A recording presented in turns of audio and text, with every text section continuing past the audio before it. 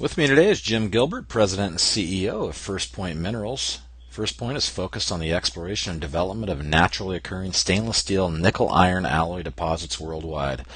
The company's flagship property, Decar, is located in central British Columbia and is optioned to Cliff Natural Resources. First Run trades in the Toronto Venture Exchange under the symbol FPX. Jim, appreciate you being here today and sharing your story. Well, thanks very much, Bob. Well, as the time of year is here to start evaluating stories, and for me anyway. And one of the biggest things I always look at, of course, is what kind of management team is in place. If you wouldn't mind, speak to that team that you've assembled, and if there's any key directors and maybe some of the prior successes you've had. Yeah, sure. Thanks for that. Yeah, I mean, for a junior exploration, hopefully to become a development company. I think we have a very experienced management and board of directors. Myself, I've been involved in M&A and financing for 30 plus years. 20 plus years of those have been spent focused on the mining business, and a lot of that time I spent at Rothschild, raising money for some of the large copper projects that were developed in the late 80s through the 90s in Latin America, including Collahuasi, Palambras, and Antamina, and a little bit of gold financing for Barrick as well in Africa and Argentina.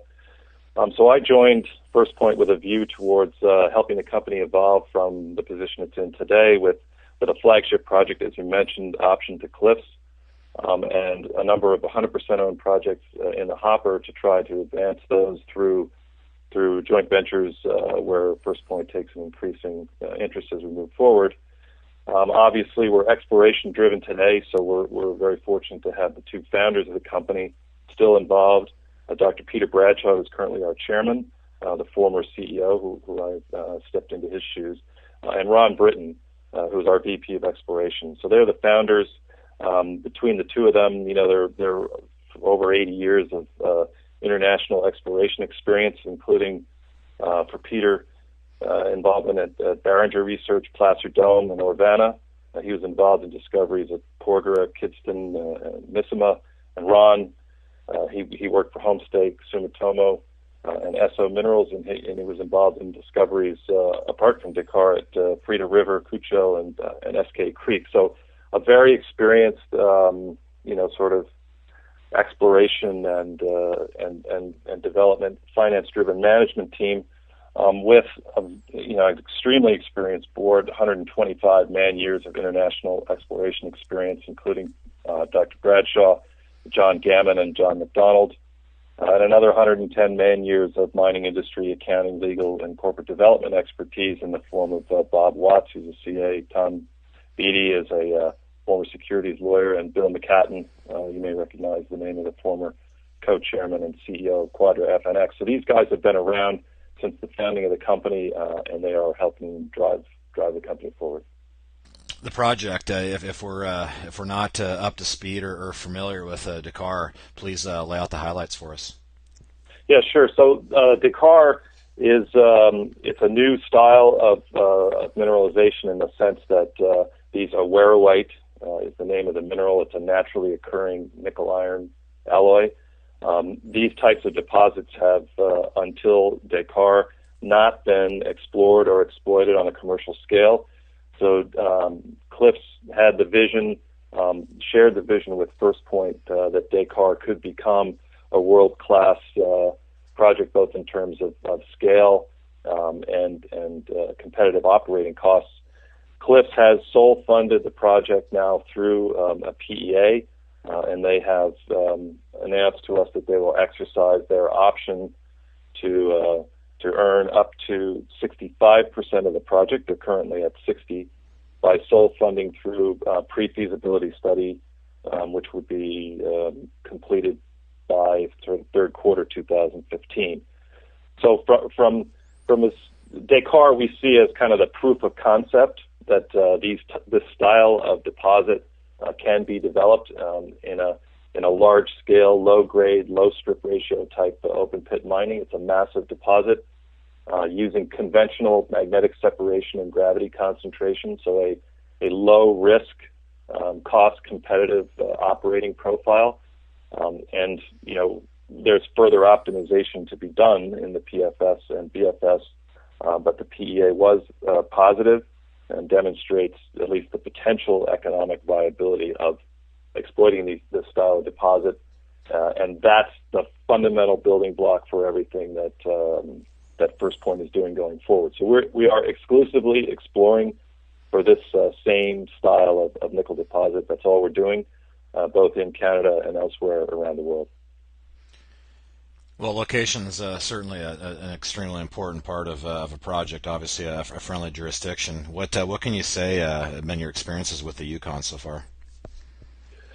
Yeah, Decar is in BC, and, Sure. and some of the other operations are projects that we have in the portfolio are in BC. But we do have a project called Mich in the Yukon. It's about 50 kilometers southeast of Whitehorse, 16 kilometers off the Alaska Highway. We've had good access to the property with no issues. The ability to stake, hold, and operate within Yukon from a permitting perspective has been more than satisfactory. And at this point, Mich is actually our primary or priority exploration target, having the best potential from within our current portfolio. So that'll be our focus for 2014. So with that being said, as far as what investors can look for, as far as news flow, any milestones or anything that we can be looking for here in 2014, catalyst wise? Yeah,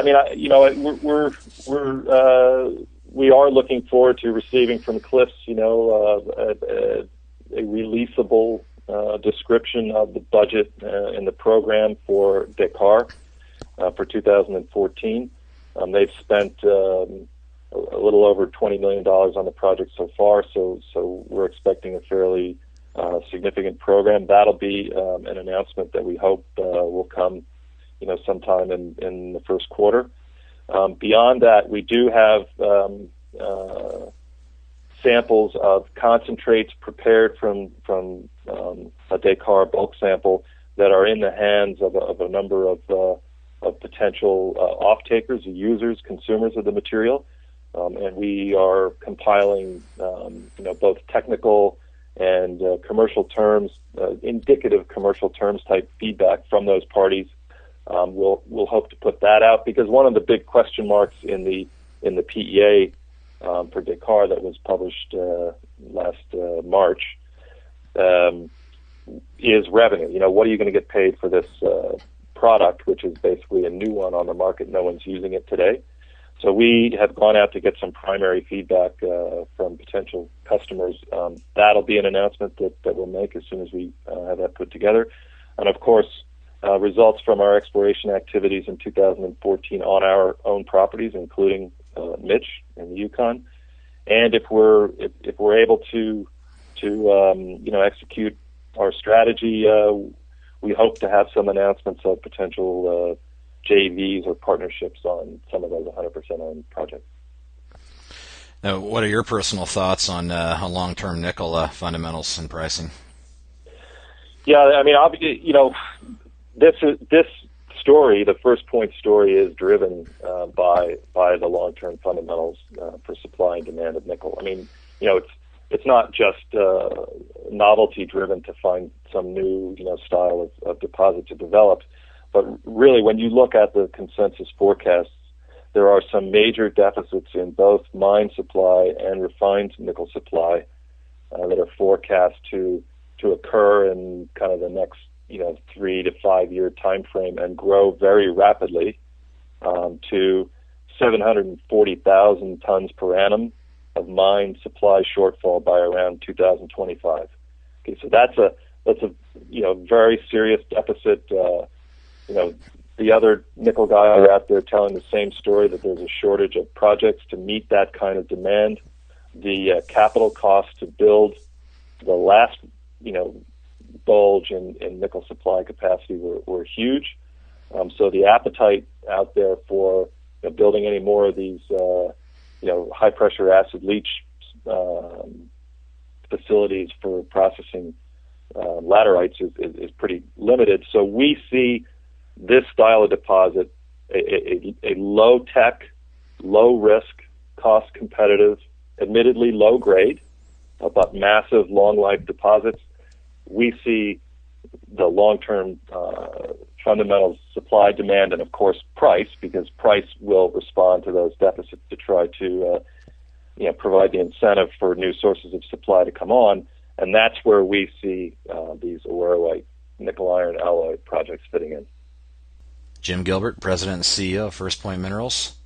Thanks for sharing your story. Thanks very much.